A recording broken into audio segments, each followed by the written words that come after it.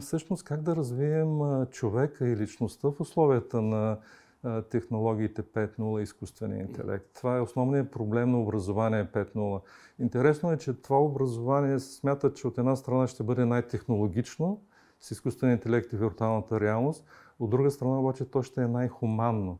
То ще е насочено и трябва да бъде насочено към изграждане на човека, на развитие на силните страни, на социално-емоционалната интелигентност на децата. Защото тук ще включат една шега на, може би, шега или едно изказване на Мъск преди около 2 години. Той, така ще го перифразирам, но каза буквално: представете се, че след време на базата на развитие на изкуствения интелект може да не се наложи човек да работи. Може да следнат професиите, може човек само да се занимава и да има свободно време. Какво ще правим тогава с човешкото в човек? Как ще се осмисли живота на хората?